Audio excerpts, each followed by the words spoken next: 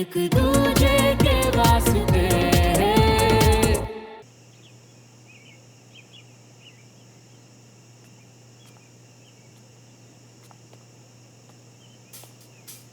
श्रवण भैया कब से जिद कर रहा था कि श्रवण भैया से मिलना है। अब तुम्हें देख के इसकी स्माइल देखो। श्रवण बेटा, तुम थोड़ी देर बैठ के इसके साथ गप्पे शप्पे मार सकता हूँ? बिल्कुल आंटी। ओए चैंप, कैसा है? बिल्कुल बढ़िया। कंचन बेटा, श्रवण के लिए चाय बना के लाओ।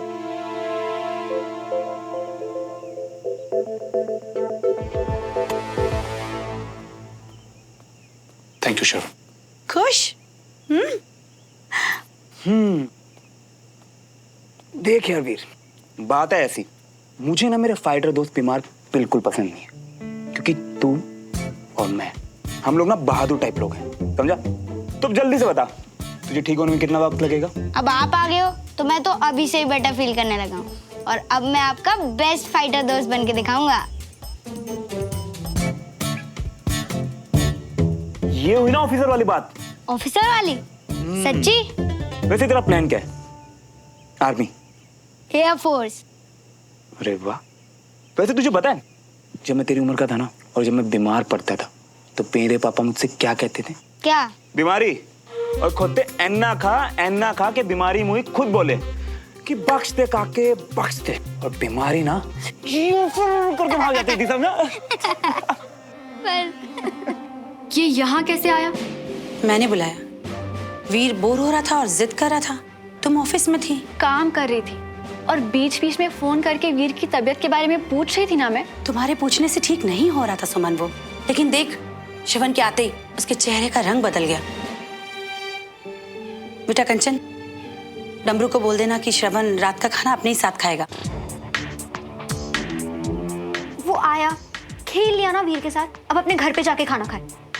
देखो कंचन, मुझसे बहस मत करो इस वक्त। डमरू से कह देना कि श्रवण के लिए भी खाना बनाए। रुका रे, मुझे क्या, मैं इसके लिए खाना नहीं लगवाने वाली। ऐसे बार बार लौट के पता नहीं क्यों आ जाता है। देख, इस बात का ना एक ही इलाज है, ध्यान ही मत दे उस पे। वो आया ना, खाए और जाए, हमें क्या।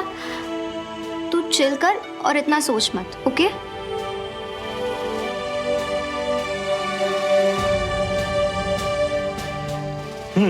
तो फिर मैंने उसे बोला धक्का मार, उसने धक्का मारा, कुछ नहीं हुआ। मैंने बोला जोर से धक्का मार, उसने जोर से धक्का मारा और गाड़ी अचानक से आगे गई और धम से कीचड़ में गिरा। और पता है ऐसा क्यों हुआ? क्यों? क्योंकि मैंने ब्रेक दबाई हुई थी।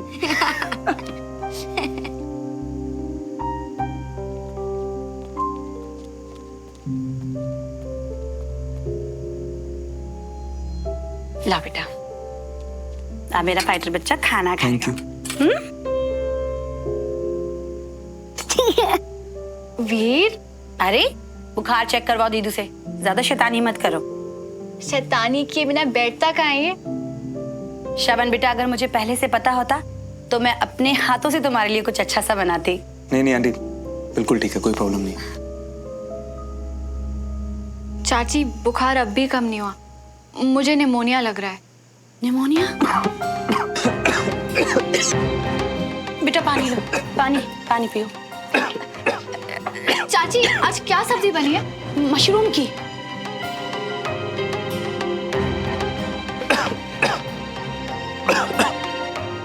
दिमाग कहाँ है तुम्हारा? देखते नहीं हो कि क्या खा रहे हो? तुम्हें मशरूम से एलर्जी है श्रवण, याद है कि वो भी भूल गए हो? श्रवण को मशरूम से एलर्जी है। बेटा सॉरी बेटा, मुझे बिल्कुल भी एलर्जी के बारे में पता नहीं था, नहीं तो। चाची, मैं दवाई लेके आती हूँ।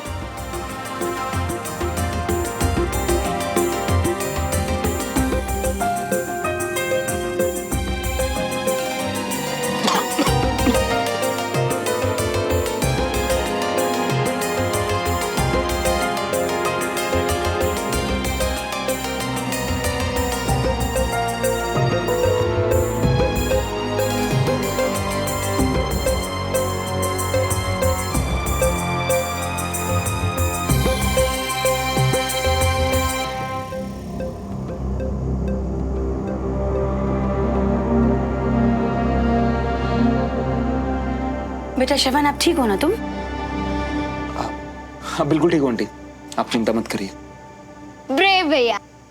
ये वो तो अच्छा हुआ कि एन वक्त पर सुमन को याद आ गया कि तुम्हें एलर्जी है, वरना जिस तरह से तुम खांस रहे थे मेरी तो जान ही निकल गई थी।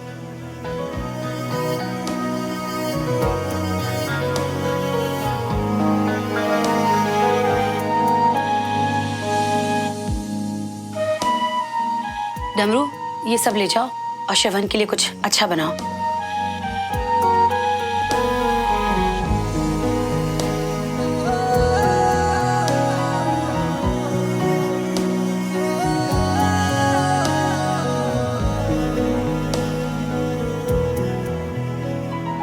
अच्छा आंटी, अब मैं चलता हूँ। कल नहीं प्लीज भैया, प्लीज मत जाओ ना।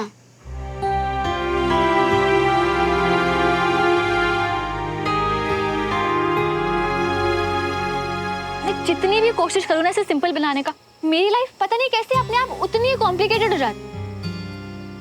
आज तो दोनों ने सोना नहीं है।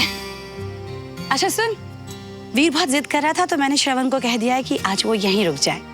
मम्मी, चाची, हम लोग हैं ना वीर का ध्यान रखने के लिए। और आप ऐसे बाहर वालों को क्यों बोल रहे हो कि सुमन बेटा, वीर उस दोस्त के साथ खुश है, अच्छा महसूस कर रहा है। पर मम्मी कंचन फिर से बहस।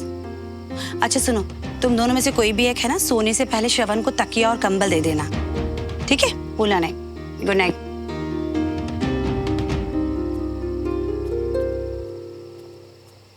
इसके ऊपर कंबल डाल के डंडे ना मारूं। जैसे बिना बात के आराम से रुक गया ना, वैसे आराम से कंबल के बिना सो भी जाएगा।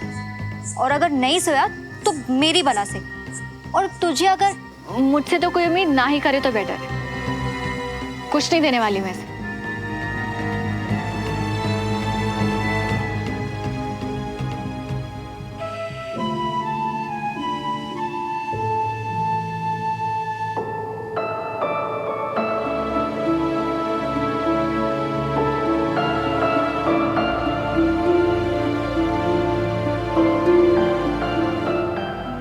श्रवण भैया, क्या हुआ? आप कहाँ जा रहे हो? नहीं वीर, जा नहीं रहा, बस मैं वॉक कर रहा हूँ यार। अच्छी नींद आती है ना, तू सो जा ना, जल्दी ठीक नहीं हो ना। लेकिन आप कहीं जाना मत, ओके? बिल्कुल नहीं जाऊंगा, तू रेस्ट कर।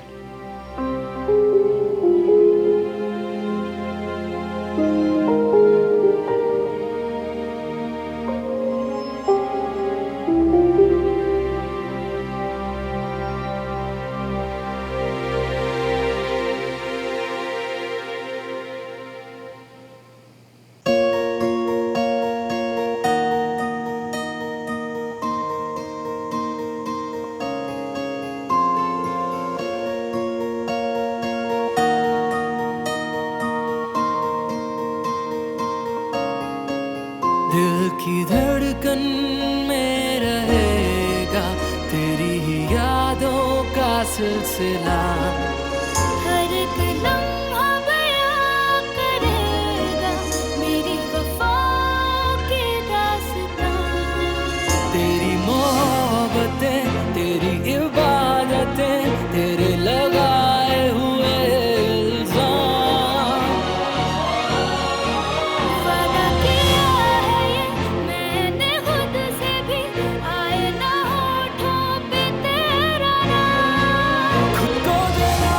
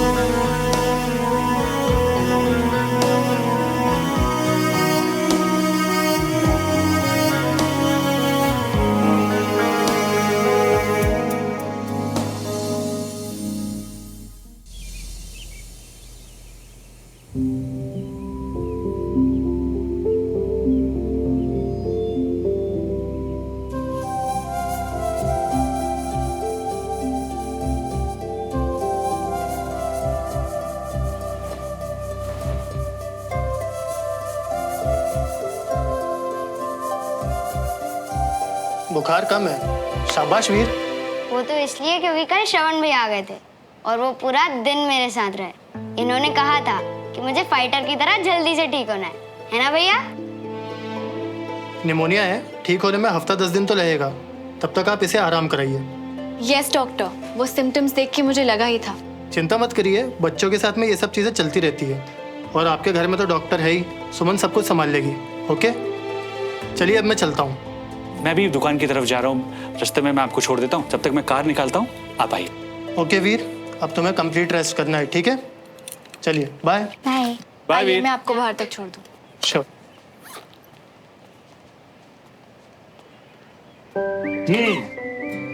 तो अब बता मेरा चैम्प कैसा है? एकदम फिट कैप्टन। ये हुई ना बात।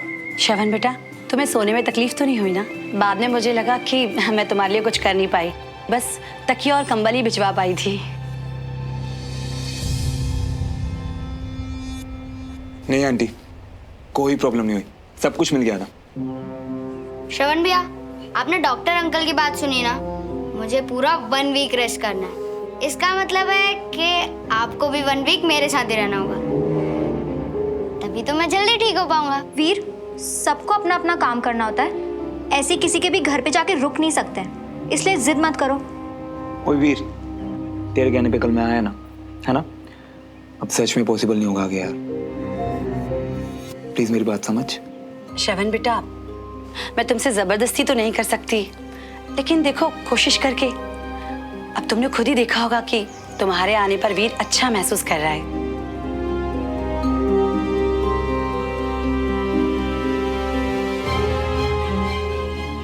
आंटी मुझे खुद वीर के साथ बहुत अच्छा लगता है, पर सच में आगे पॉसिबल नहीं हो पाएगा। वो क्या है ना, मुझे घर शिफ्ट करना है एंड कल मेरे नए ओनर आ जाएंगे और मुझे कहाँ शिफ्ट करना है ये तो अभी मुझे खुद नहीं पता। हो, आपने अभी तक घर नहीं ढूंढा?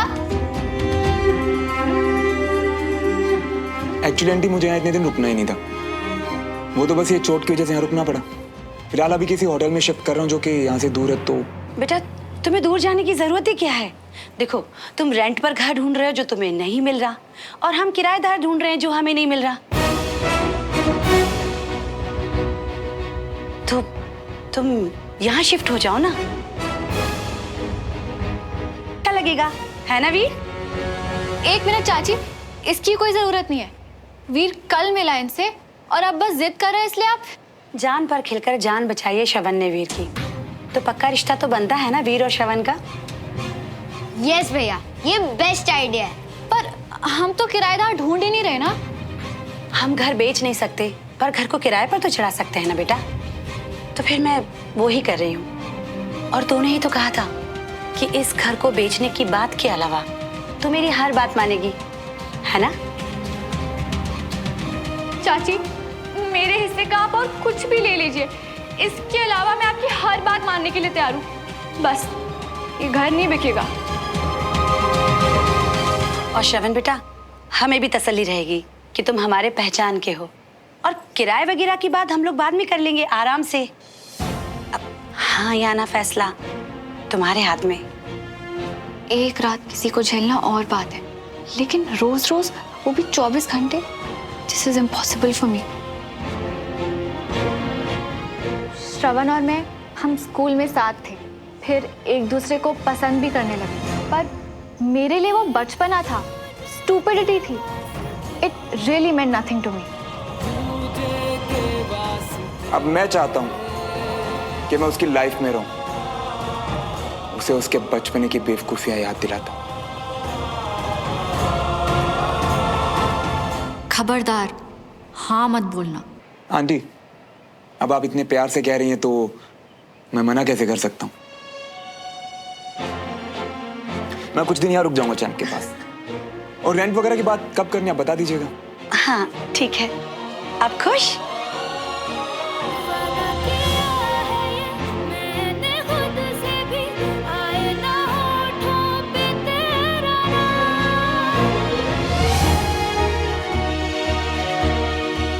खुद को मिटा दिया, कर दिया खुद को हमने फना, एक दूजे के वास्ते रास्ते हैं।